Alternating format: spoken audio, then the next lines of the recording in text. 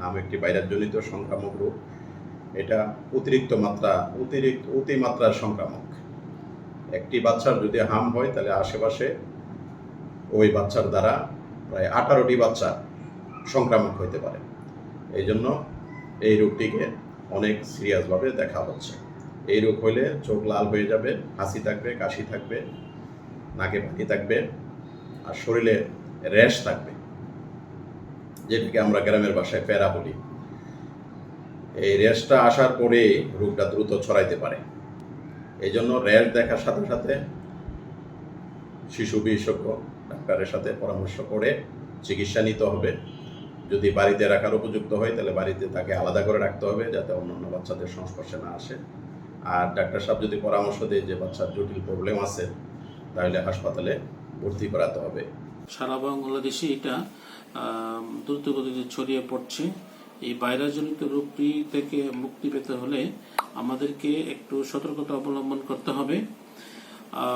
আমাদের ব্রাহ্মণবাড়িয়া জেলায় এখন পর্যন্ত 51 জন আমরা হামের রোগীকে আমরা প্রাথমিকভাবে শনাক্তকরণ করেছি, যারা আসলে ল্যাবরেটরিক্যালি বা বায়োলজিক্যালি এখনো শনাক্ত নয়।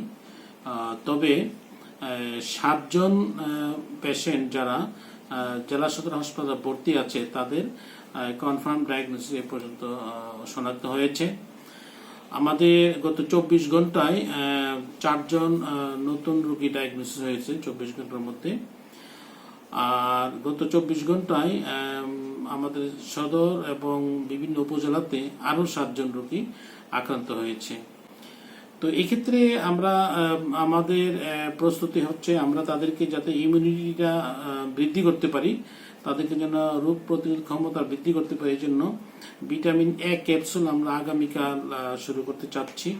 আমরা আমাদের জেলা সদর হাসপাতাল, সদর উপজেলা এবং পৌরসভার মাধ্যমে আমরা ব্রাহ্মণবাড়িয়া জেলাতে 6 মাস থেকে 59 বয়সে অর্থাৎ 5 বছর নিচের সকল শিশুকে নতুন করে আমরা হামির টিকা আমরা ইনজেকশন দিব। এবং যারা আক্রান্ত আছে তাদের জন্য কিন্তু ভিটামিন এ প্লাস ক্যাপসুল যেটা 2 লাখ পাওয়ারের অ্যাভেলেবল আছে, আমরা তাদেরকে দিয়েছি।